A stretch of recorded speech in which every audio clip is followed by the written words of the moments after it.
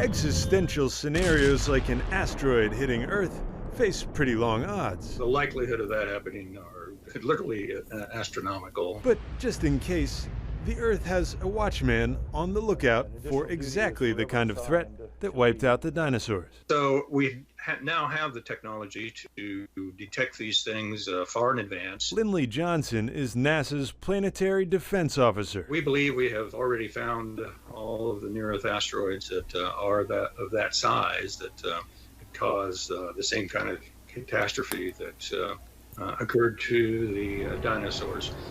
But there are still a few large ones to find out there. Johnson and other planetary defenders have a plan to redirect an asteroid potentially heading for Earth. And next summer, NASA will test that capability for the first time by crashing a probe into an asteroid's moon, knocking it off orbit and off course. We've been given the tools to prevent this ever happening to us again, and so we should use them. The watchers call scenarios like these high-impact, low-probability events. Up from the crater of 4,000-foot-high Mount Vesuvius rise towering clouds of smoke and volcanic ash. The 1944 eruption of Mount Vesuvius rained down on the Naples area some 2,000 years after it destroyed Pompeii. This sort of gets into social science. Geophysicist Michael Poland is with the U.S. Geological Survey. How do you coordinate an evacuation of a city of millions?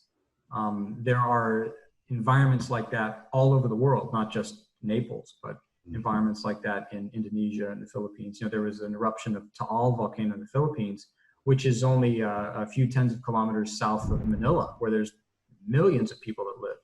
And if there had been a very large eruption of that volcano, fortunately the eruption was small and no one died, but if there had been a large eruption, how do you coordinate a really mass evacuation? There's no stopping a volcano. No, occasionally we get this question, like, why don't you just drill into the volcano and pump water down there?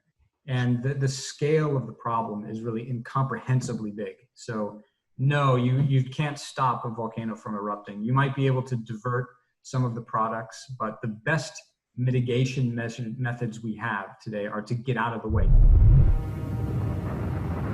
The eruption of Mount St Helens. In just minutes, the 1980 eruption of Mount St Helens resulted in 57 lives lost and hundreds of millions of dollars in damage. After destroying every living thing within 230 square miles, the devastation forced the world to take volcano monitoring a little more seriously. The science of eruption forecasting certainly has advanced quite a lot. We can recognize eruptions that are becoming restless based on patterns in earthquakes, ground deformation, gas emissions. Poland also oversees the Yellowstone Volcano Observatory. In Yellowstone, the worst case scenario is always a tremendous explosion of the kind that last happened about 631,000 years ago. That was one of these super eruptions that occur on average maybe every 50 to 100,000 years somewhere on the planet. Scientists think that worst case scenario is also the least likely to happen.